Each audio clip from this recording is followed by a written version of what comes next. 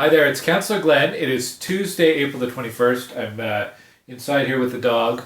It's a funny thing with my dog is anytime I get on a conference call or start to work, he always wants to come in and hang out. Kind of a nice thing about working from home. I guess, let's see, in the last 24 hours we had a Board of Health meeting. So I'm a member of the Board of Health, and we got an update from Dr. Etches on the current situation around COVID-19. I think one of her key messages is keep up the good work. We are all doing an excellent job at physical distancing, and the numbers are trending in the right direction. We're not out of this yet, but we're going the way we need to go in terms of containing this. One of the big concerns continues to be around long-term care homes. Obviously, those facilities have been hit extremely hard and driving a lot of the mortality numbers as well that we're seeing in the community. One thing that we did do as a board was we gave direction to Ottawa Public Health to go ahead with developing some software, basically an app to help automate the contact tracing. So anytime somebody tests positive for COVID-19, a team of public health officials do what's called contact tracing. They try to determine who people would have come in close contact with, and then once you determine who those people are, they give them a call, they provide information, they give them advice as to whether they need to self-isolate or get tested themselves. It's a very labor-intensive process, and Ottawa Public Health would like to introduce basically an app to automate some of those processes. It would be on a voluntary basis. People could opt in to use it, and it could be a way to really improve the capacity for Ottawa Public Health to do contact tracing. And it's really key, one of the key measures we need to have in place to start to think about how do we start moving away from the physical distancing and move to the next stage of this.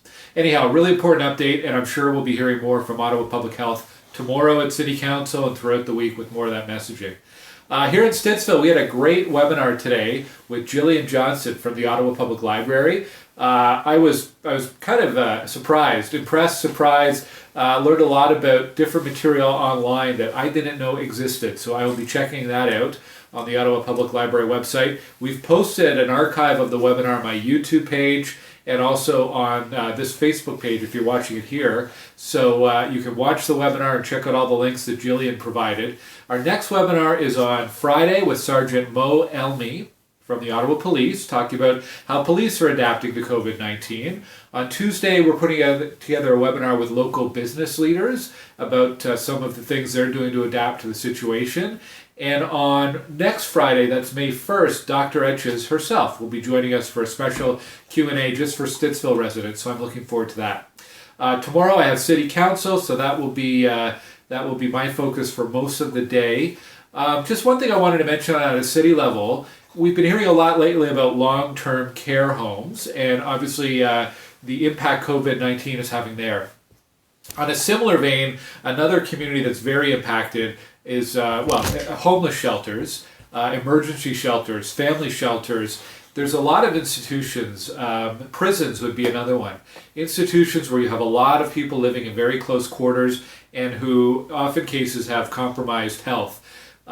We need to be paying a lot of attention to these communities, and the city has a lot of initiatives underway with help from the provincial and the federal government for funding to make sure that everybody in our city has a safe place to be and that they're not in harm's way when it comes to COVID-19. So it's something I wanted to mention here. You're going to be hearing more and more discussion around this, and just trying to look out for everyone in our community no matter what their needs might be.